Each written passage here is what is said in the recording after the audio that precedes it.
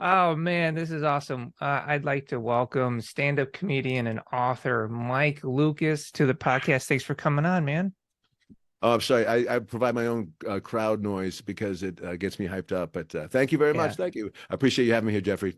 Oh no, this is so awesome. So I love stand-up, I love comedy, and I've always been fascinated with it because it's something I can't do. So I'm always trying to learn new tips and tricks. You've got this book called Finding Your Funny Muscle, which I had the privilege of reading. And so I just want to talk about you, your career, what brought you into this, the book, and we're going to do the whole thing. Sure, sure. I'm an open book, and the only rule I have is that you have to ask, and then I'll tell you everything you need to know. All right. Right? If people would only ask, I would tell them, but they so many people fail to ask. So thank you for being willing to be an asker. Oh no, I appreciate it. I mean, but that is so true though. Like it doesn't hurt to ask. Even on social Right. media, you don't even know who you might actually be able to get in touch with if you don't put the effort out there. So Mike, tell me about uh your breaking into screen I'm so sorry. Tell me about breaking into comedy, what brought you into it, and then ending up on the Tonight Show. Right. It was such a crazy ride. I did comedy. I did stand-up comedy for 24 years. I went from being an open micer and all the way up to being a touring headliner. And I got to a point where I did some TV, and then for various reasons, which I describe in my book and other articles, I finally retired in 2014 and and went into writing, and I co-raised my two little babies. Well, they're 14 and 10 now, but it kind of goes back to I've always been sort of funny. I was a class clown in high school. I was, but, and here's the thing, Geoffrey, I was also voted most likely, or no, I was voted most fun to be with. So I always thought that was interesting to say to everybody. I know I was class clown, so that I know what you're thinking, but I'm also most fun to be with. So I'm not that guy, not that clown. It's like, sort of like, oh my God, here he comes. That's funny. Yeah. And so I always felt that distinction was important, and which is why I bring it up. And so I went to college for management information systems, which is a kind of combination between computers and business. Hmm. And I got to AT&T in Cincinnati. I was had a corporate computer job, and I was holding court in my cubicle, and there were always heads around laughing. And my boss called me into the office once. He was like, "Mike, you're doing a great job. Your work is getting done, but everyone around you is having trouble getting their work done because you're holding court and making laugh." Because he's like, he really said, "Why are you here?" And he's like, "I don't Oh, mean that as an insult, but like you don't seem like the computer kind of guy. What's up?" And so that meeting really got me on a different thought pattern. And so I told him I lied, of course, and said I'm here because I love data technology. and uh and we had a laugh about that, I'm sure. It got me to take an acting class. It got me to take an improv class there in Cincinnati. And then I began to show, and it's because I had done high school theater and that kind of stuff, but I just never thought I could make a career at it. And then my mom cuts out an article and sends it to me and says, Disney MGM Studios is opening up in Orlando. This is in 1989 when the ball was beginning to roll there. And she said they're auditioning. They're coming to Cleveland, where I'm from, in Ohio. I'm living in Cincinnati at the time. Come up and audition. They're looking for comedic actors. I was like, okay, well, that's a good break. So my acting teacher and I constructed this 1 minute audition is what they wanted. And so we were trying to think, well, what happens in 1 minute? And I was like, well, an elevator ride. And so in Cleveland, there's the terminal tower has an elevator that goes up to the top to this fancy restaurant. So I was thinking, well, wouldn't it be funny to be a lounge singer that works that gig? So he's essentially like a 1 minute lounge singer. So I had a microphone in my back pocket, and then I played like Terrence, the control panel engineer. So I played a really old guy who was very slow to hit the buttons and because he only has one job, he has to hit to the restaurant. And so that was a whole like a setup gig. And then I said, now without further ado, because we only have so many floors left, please help welcome. And then I introduced myself, and then I pulled the microphone out and spun around, and I started singing songs like when we get behind closed doors. All right, and then basically I'm in the middle of a song, and I'm like, well, we're here, and then I sort of tell them goodbye. And so that was the whole audition piece that I did, and this they went crazy. They loved it. It was but I'd never done anything like that brilliant. before. And so So they hired me. They ended up hiring me to host some shows down there, where I played superstar television host, where there was like a 3-camera shoot, and all of a sudden I'm, Oh, went from wow. being the data guy to doing this at the time cutting edge technology show where they were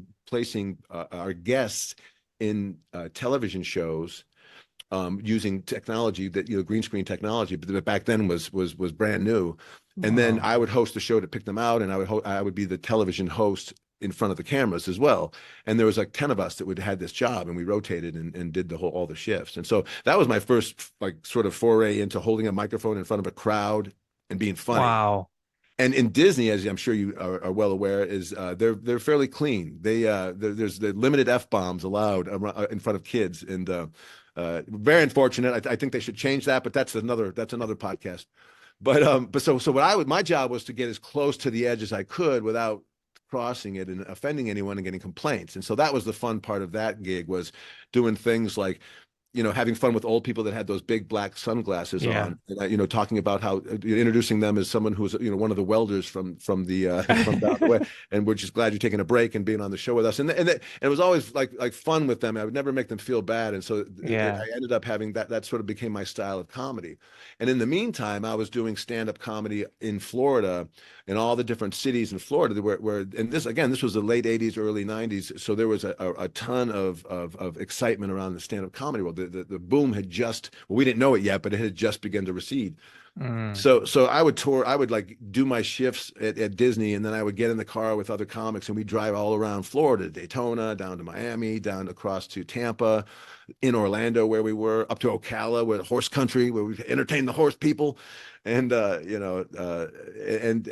that's where I sort of began to develop my act. And it was a lot of drunk crowds. So my act at first was very raucous. And in the book, I talk about developing a comedy lens and the importance of that. And to me, that's what I ended up figuring out through the course of my career, how important it is for a comedian, and really for any writer, to begin to develop a lens, so that when you begin to talk about things, you're not just talking about it in a generic sense. You begin to add your own element of why it's important to me, why I am talking about it, why I can transform this idea into something else because of who I am and the effects and things that affected me in my life and how I roll. So that comedy lens is a very important one. And a lot of all of the best comedians, even though they might not announce them, have those comedy lenses. And that was one thing, Geoffrey, that I realized I was lacking, and what sort of led me to write these books, was when I was fortunate enough to begin to tour, and when I was I knew I had to have sort of a brand. I knew I had to be the something guy. So Yeah. the first stab at it I took, I was the pale guy from Florida. That was my lens. And right. And it was like kind of tongue in cheek. It was kind of, I was trying to be a little bit ironic, a little bit sort of clever, but really it didn't tell the audience anything about me. It really didn't, like, that they couldn't just see. And so, and it didn't tell them anything personal. I wasn't revealing anything about myself. And a good comedy lens reflects the things about you that you might not feel Oh, comfortable telling a interesting. crowded elevator. You might not be like, but yet those are the things, the struggles that you face, and the attitudes you've taken based on that make you interesting to strangers. Like, that's the only reason why we care about you when we don't know you, is like, ooh, what's your weird, what's your like why are you different? Because otherwise, I don't care why you're talking about marriage, or why you're talking about the job you used to have, or why you're talking about what happened to you in traffic today, because something happened to me in traffic today too. That's a generic laugh. I call that, like, those are corner quippers. Those are people that are funny but with no real lens. Oh, You laugh, but you don't remember them afterwards. You sort of, in the book, I go through a premise, and I show the difference between a premise, and the premise is my teen daughter oversleeps on weekends, right? And so right. I show what it's like to make a joke about that when you're a corner quipper and a generic laugh. And then I show what it's like to get a laugh with lenses. And I use Rodney Dangerfield, I use Jerry Okay. Seinfeld, and then I use my own lens. And my own lens has evolved into the clumsy Aspie hole. I've realized that I've not been diagnosed to be on the Asperger's spectrum, but I've been accused Okay. of it. I've been accused of it on Gotcha. multiple occasions by my wife, and she's like, this is what you are." And so That's funny. I've always thought I was the norm, and then it turns out I'm not, and that's sort of a real sad acceptance that you have to make. But it makes a lot of sense, and if you know anything about Aspies, as we call ourselves, Yeah. Aspie holes are like, we're not aware of the fact that people don't like it when we interject and correct. People don't like it when we notice and notify. People don't like unsolicited advice, even though it's helping you. So why wouldn't you? You know, Right. I'm solving the problem. Why are you mad? You know, I don't know, Aspie Hole. You tell me. And why is your face on constant grumpy mode? You know, because it's always like, you know, furrowed. And so, but I'm the clumsy Aspie Hole. I found out because it always backfires on me because I set this bar high for the world and I come way underneath it, and it just hits me hard. You know, like one time I was telling my family when went to watch my daughter on a theater, she was in a play, and I was like, everyone shut your phones off. We don't want to be embarrassed.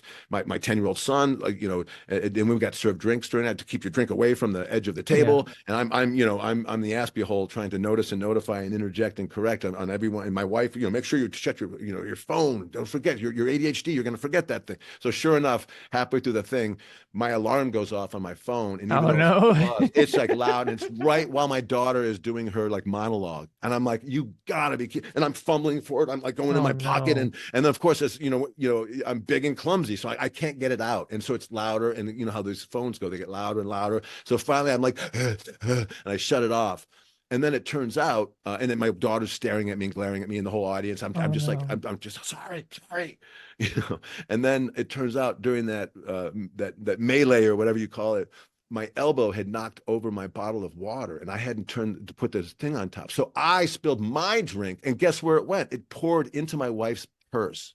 Oh my So God. so like 3 minutes later, I see her futzing with her purse, and in my mind, I'm going, "You're being distracting. What are you doing? Why are Oh you doing?" And no. sure enough, it's because of me. And so she's like, I don't know, why is everything in my purse soaking wet? And I look and I put the clues together, and I was like, oh my God, clumsy ass beehole. So that's just one example of how that lens sort of fits me. And when I went So back so and to have yeah, so yeah, to have this comedy lens, really what it sounds like is you really have to kind of step back and look at yourself and really know who you are and what is your unique take on the world, what is your unique lens that you're seeing through that you can show to the audience, this is why this is interesting.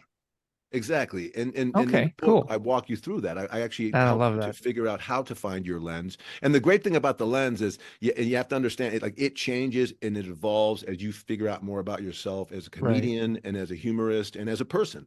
So what I do to help you get through that process easier is I ask 4 questions. And when we answer the 4 questions, the first question is, what personal truths define you? And those are just sort of ways to figure out, like, what do you sort of stand for? What do you like, who are you? What do you how do you consider, like, Yeah. for me, I would be like, I'm a man, I'm married, I'm a husband, I'm sarcastic, I'm I'm being accused of being on the Asperger spectrum, even though I'm convinced that I'm the norm, Yeah. as all of us are apparently. Like, the more I learn about it, I'm like, oh wow, it really fits. And then you can keep going down that thing. I'm tall, I'm white, Yeah. I'm 58, so I'm in the dying category. Aren't we all? And so then those sort of, you answer those questions as honestly as you can to begin to summarize sort of like who am I in general. And then the second question is, what topics in life make you laugh? So then you begin to share all the things that crack you up, and everyone's different. It's really funny. All the people I've been coaching and all the people I talk to, who in the book I invite them to ask for my help, and I do. Right. And everyone, it's really interesting that we all have different things that make us laugh. And some people it's very physical stuff, some people it's visual stuff, some people it's clever wordplay. I've never been a big wordplay guy. Like to me Yeah. that feels cheap, but then the intellectuals have a real high level way to do that, through their puns, and they're different, and it just kills them, and it's funny, Yeah. okay, and then that helps us understand what your humor like and where your lens is going to lead. And then the third question is, how do people who know you describe your humor? And so when you begin to have an outside perspective of why you're funny, it sometimes is different than what you think is why you're Yeah. funny. And what I say in the book is, if you still have friends and family who talk to you and who are honest with you, if you're lucky enough to be one of those people, then don't interrupt them. Let them tell you what you're corny, Yeah. you're always on, or you're like let them tell you those things, because it can begin to unveil who you are as a comedian, and you can harness that. You can turn it into from a negative to a positive. If you once you understand and illuminate that that's how you roll and how people perceive you. Because when you walk on a stage, that energy immediately hits people, and they make assumptions about you and about all of it. So if you're not aware of it and in control of it and honing it, then it's just like they're just going to be like, well, this is what we think, and this is what we're going to do, because you're not telling us different. And then the fourth question is, when are you at your funniest? So that's kind of like a question I pose to really start to figure out, like, are you I'm at work funny guy? I'm a on stage funny guy? Am I in my relationship when I'm comfortable funny guy? I'm in an elevator funny guy? I can't stand awkward silence, so I got to be the guy making the joke. And so then that sort of helps describe that. And then in a nutshell, what we do in the book 2 is I show you how to elevate your answers to those questions, and then cherry pick them for all the nouns and adjectives that we can use to begin to compile a comedy lens. And then a comedy lens is basically just, like it would be Geoffrey Calhoun, the blah blah guy, or Geoffrey Calhoun, the da da da who likes to da da da. And then based on these answers, what I would do is I plug and play, like that kids game where you mix and match. Well, do you want to hear something funny, Mike? So I'm Geoffrey D. I'm a comedian. Tell me, please. Yeah, okay, it's not funny, but the truth about me is I'm Geoffrey D. Calhoun, literally the dyslexic screenwriter. And that's great. And my humor that I do to crack up my wife, because she's my audience, is misinterpretation, which is one of your heightening devices I saw on the back of the book. Exactly. I misinterpret all the time. I'll say words backwards or wrong, and I'll really play into it to the point where I make her feel like she's dumb. I'm like, you just sound stupid. You're not even saying it right. And I'm over here saying like the completely like the completely wrong word, like instead of saying like sciatica, I'll be like, so your sciatica is bothering you? That's funny. And I'll take it that way. That's funny. You're the gaslighting dyslexic. You're the idiot. What are you talking about, hon? No, you're. She's like, do you hear yourself right now? Yeah. That's funny. Yeah. Well, and that's funny because it would be interesting because I don't know, like the dyslexic screenwriter is a great. I like that. It sounds great, but I don't know that it would describe you. Like if I was going to help you to be a comedian, I would need to know more about you and about something more personal about you, because that describes your job, but it doesn't describe you, the person. And the thing about you and me is we're two white guys, and so if we're going to do comedy, our reign is over. Like the idea that we're this, the alpha in the room, we're no longer. People could care less about us. So now that's another reason why to have a lens. And to be honest, if you're any looking guy, if you're the big guy, or you're the woman who likes other women, or you're the person who was brought over here from Africa because your parents moved here, and now you're that person. Like there's a million of them now. There's a million. So we have to figure out who you are specifically, so we care about your take on the comedy stage. Because otherwise, like for instance, like with that teen sleeper premise, like there's the generic, the corner quipper would have a joke that would be kind of like let's see, it would be like, do you know that a snail can sleep for up to 3 years? A teenage snail, even longer.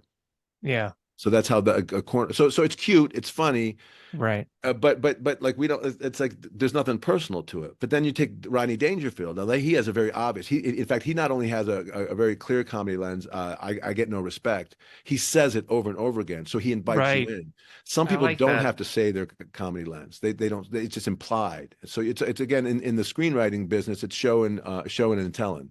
You know what I mean? Sometimes you tell, and sometimes you show your thing, and neither is right or wrong. It just depends on what's right. So in the book, what I do is I pretend like I'm Rodney Dangerfield and using his lens, and then I create a bit that he would do that with that same teen sleeper premise. So I say, oh, I tell you, now that my daughter's a teenager, she's starting to resemble her mother. On weekends, she ignores me all night and then sleeps in past noon. So now.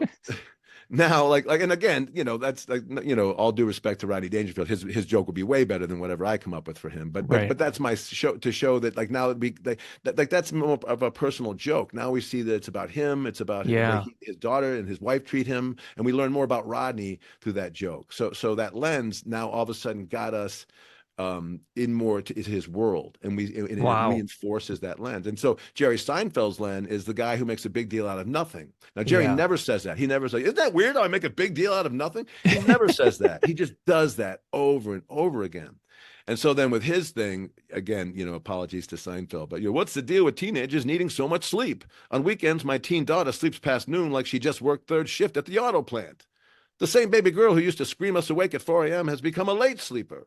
I tell her there's no late sleeping in our house. We're not late sleepers. We're early risers. We eat late sleepers for breakfast. Well, we beat them to breakfast. We prefer eating eggs, hard boiled. We're early risers. There's time. Late sleeping is a slippery slope. First you're a late sleeper, then suddenly, it sounds like I'm doing Rodney, but it's supposed to be Jerry. Then suddenly in rush hour, you're a road rager. Ever notice late sleepers and road ragers always drive in the same car and sit in the same seat? That's where they become finger saluters. And so, like he's Yeah. taking the He little drills it down. minutia, Yeah. and then he names it and claims it and then repeats it, and then it becomes Yeah. a thing. And so that's his lens, right? And so now we have the same premise, but with a different lens, we have a different joke, right? And then Yeah. with my lens, the clumsy Aspie hole, it's going to have to be something with a notice and notify, and it's going to have to, or interject and correct, and then it's going to have to backfire on me. That's just the way my lens always goes. And so I say on weekends, my teen daughter sleeps well past noon. Well, that's not going to happen in my house. I told her, kid, in the olden days, on weekends, you'd still have to wake up early to milk the cows and gather the eggs. And she told me, Dad, in the olden days, life expectancy was 55 years old. So by now you'd already be dead. Right. And so that's because like, okay, That's great. right. And so now that same premise with no lens and 3 different lenses gives you 3 different jokes. And so now we can begin to see why it's important to have that lens, because now we know much more about those other 3 comics than that first corner quipper. I love it. It's so funny because I literally have my notes I refer to when I'm doing an interview, because I like to do my research, and you just kind of clicked through them for me. So I didn't even have to like Right. You didn't even have to, right. That's yeah, funny. you're like, all right, we're just gonna do yeah. So no one's ever accused me of being brief or silent. You're killing it. So I do have a note here we didn't address, because this is is it the bald head? Is that it? Is it the handsome bald head? Is that I want to know the elephant in the room? Yes, I want to know why you're stealing my look. No, so we're gonna go from I want to talk about going blue, because I thought that was really interesting. Right. Oh, I didn't know if you had a particular question, or if you okay. Can you tell me about going blue and really? Do you need to spoon feed you the question, Mike? Well, it's funny. The part of what I did in one of the books was I put the mistakes that new comics make. And yep. I have that. And going blue is one of them. And going blue is a very tricky thing because, first I'll talk about just when you begin your comedy journey. As a new comedian, the goal is to develop a 5-minute audition set that works no matter what you do, no matter where, so you can begin to get work. And then you build, then you try to get 2 more of those and compile a 15-minute set so you can begin to get paid to be an opener. And then you can also MC a show. So now when you're in that role, being blue or dirty, what you're doing is now you're saying the first guy on your act, if you hire me, is going to be saying the F word and is going to be talking about like sexual things, so that all the comedians after me are going to have to follow that with something either way dirtier or something so clean that it reshocks the audience away from that other thing. So if you're looking to get work as a newer comedian and you have no status in the industry yet, it would behoove you to start clean so that you can at least begin to learn how to be fun. Because let's be honest, getting laughs by being dirty is pretty easy. It's why kids do it. It's why people who aren't comedians constantly do it. It's all it is innuendo and wordplay. That's all dirty jokes are typically. Right. It's just a play on words, but because it's sexual, and I get it. You meant like that when you said this. It was with pile driving means something totally different than wrestling, doesn't it? And so you're also setting the bar really low for yourself with blue material in the Gotcha. beginning. So I say that only to a newer comedian. Now, if you're a middle act is beginning to that's the act that sets up the headliner. The headliner is the main act that you come to see. Now, the middle act is a 20 or 30-minute performer who is now on the verge of becoming a headliner, but hasn't quite got the clout yet and hasn't quite figured out who they are yet. They don't have their Netflix special in mind yet. So they're clear on their comedy lens, and they're working their material to a level where it can begin to be the featured part of the show. So it's the best part of the show is to be the middle act, because you've got someone warming you up the crowd, and you're not the main guy, so there's none of that pressure. So you're just like, I'm just gonna get out here. If I suck, it don't matter, and if I'm great, follow that sucker. So the middle act, but the problem is that the middle act doesn't get paid like the headliner. So then Mm, eventually you're like, oh wow, I want to get that money and not this money, and then you don't realize what you're trading off is now I'm the guy. And when yeah. you headline, it's you're the show. So it's really, when you want to be the headliner, it's totally okay to be blue because they're there to see you. But if you're a Yeah. middle act, it's like almost the same rules apply as the opener, which is, if you want to be a featured act to a lot of really solid headliners who are, most of them are clean, because they're trying to be on TV, and that's the only way in the old days to get on TV was to be clean, especially network TV. Then again, it would behoove you as a middle act to be clean so that you can set up for more people, and then more people will be willing to hire you to tour with them, so that, because they know that your act is this way and it's easy to follow because it doesn't do anything dirty that I have to follow. But when you're Okay. a headliner, be as dirty as you want if that's your thing. But then you have to be careful, because if you're too dirty in the beginning of your act, there's nowhere to go.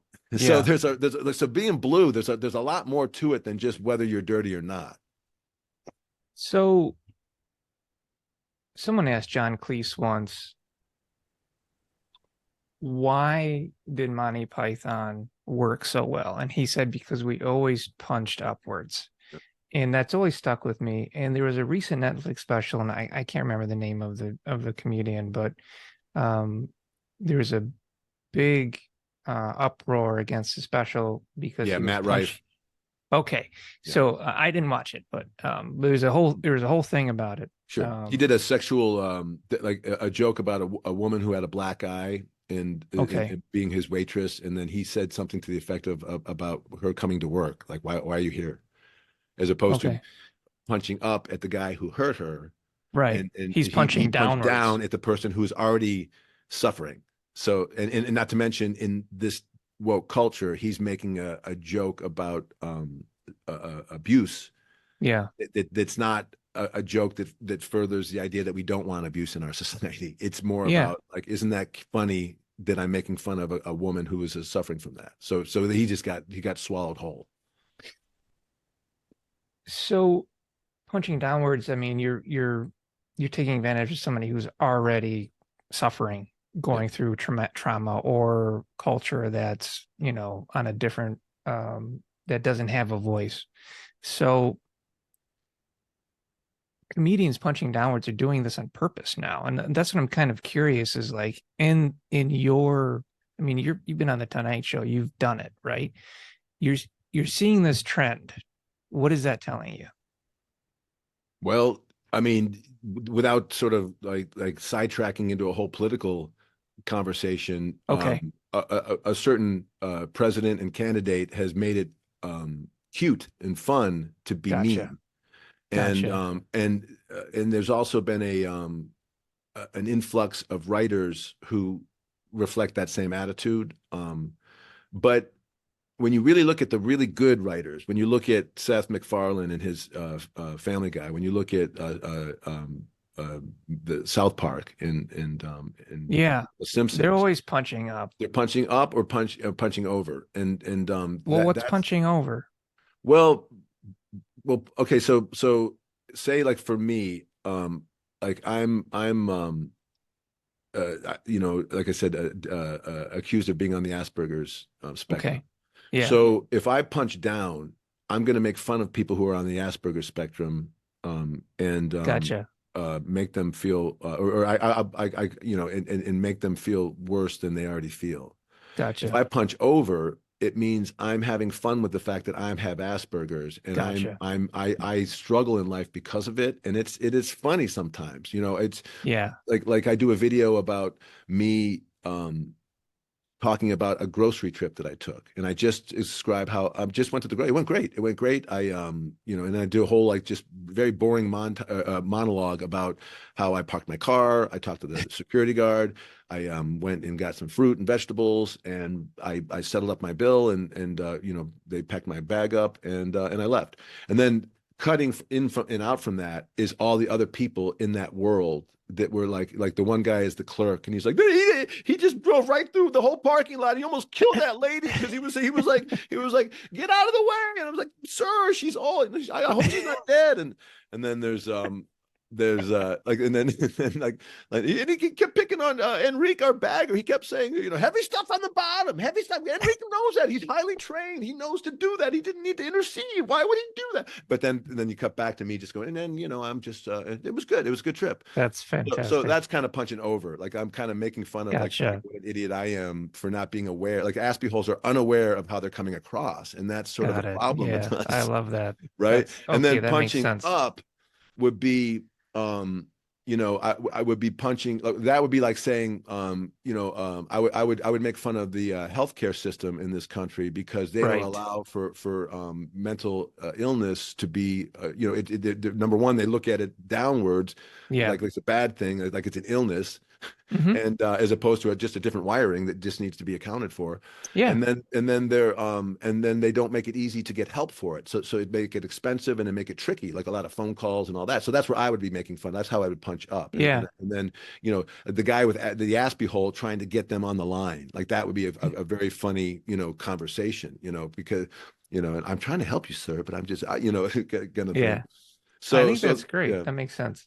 Well, my entire house is neurodivergent, so we're all you get quirky. It right. Oh yeah, we're all quirky in my own way. My wife has ADHD, and I call her a butterfly because wherever we go out in public, she just butterflies. It's great. We're over here now. Yeah, and it's just you love them, so it is what it is. But, yeah, my wife has ADHD too, and that's I like the butterfly. Here's you obviously been married for longer than a few months.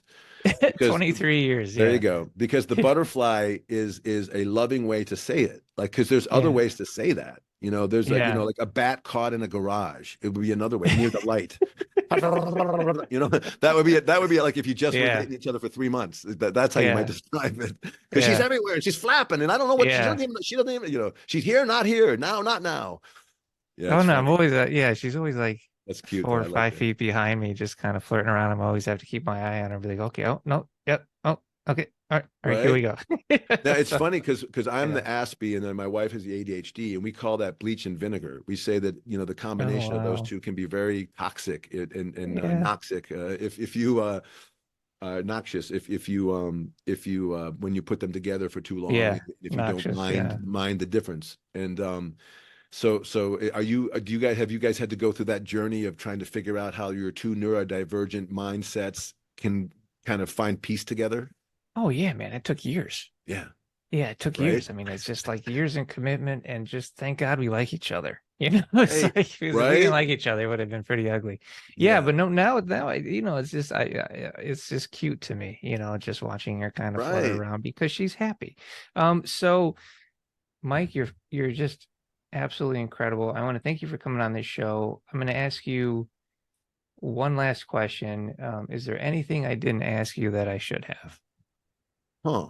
Well, I guess the one thing I wanted to say about my books that it's an interesting pushback I get from people. I've gotten it many times. I even mentioned it in book 2. When I say to people, you can learn to be funnier. Mm-hmm. It really strikes a weird chord with some people. They're like, no, you're either born funny or you're not. What's this guy? Are you? And in the book, I'm like, and first of all, why are you responding to an ad? What kind of time do you have where you're reaching out to someone who's just advertising on Facebook or Twitter? That's funny. Do you respond to other ads like, dear Ford Motor Company, I'm a car man, not a truck man. I'm infuriated by these truck ads you keep sending me. No, 1,000 times no. you That's know, so funny. right. And then I think I do a callback to it later where I do that again, where the I guy love comes it. That's again. fantastic.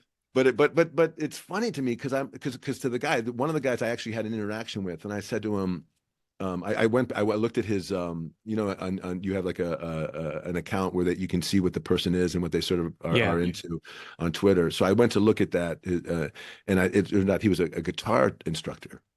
So I was like, okay, I go, I don't know what his name was, Dan. Let's call him Dan. I was like, okay, Dan, let me ask you the question. Do you think that if I don't know how to play the guitar, that you could teach me how to play? Like if you could show me how a guitar works and I practice it, do you think I could become more musical? He goes, yeah, I do that all the time. I got hundreds of people I've taught right away. And I was like, well, who are listening, because I know a lot of people who are your viewers are they like movies, they're screenwriters, they're people who are Yeah. trying to tell stories.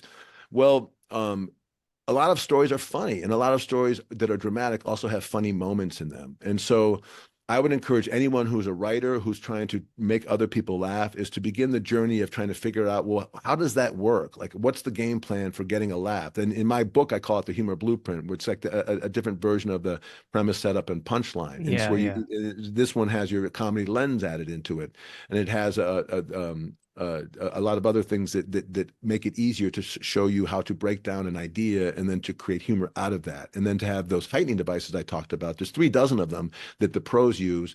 Things like cut back to, where you go like, you know, what was the meeting like when they invented that? And the cut forward to, which is like, what's it like once that thing's in play? What are the people talking about then? And there's things like callbacks where you make a joke that you already made before, but it's in reference to something new again. And there's like 36 of them. Like you said, the contract, awesome. You know, they do it like this in China, but they do it like this in Africa. You know, there's just so many different of these devices. And then when you can begin to practice using those over and over again, especially the ones that you're not familiar with or not used to using, they begin to occur to you in the moment more often.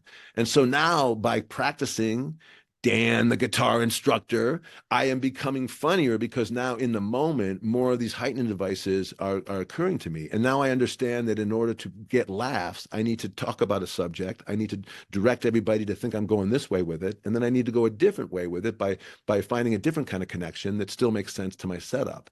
And that's the game plan I break down in the books. And that's the one that if you can really, it's way simpler than you would think. If you can learn to practice that, you do become funnier. So that's the one thing I would say in terms of you know, what I'm trying to do with my funny muscle book series. Yeah, finding your funny muscle. I recommend it. Are you on Instagram? I am. Yeah, it's what's your handle? 111, I think.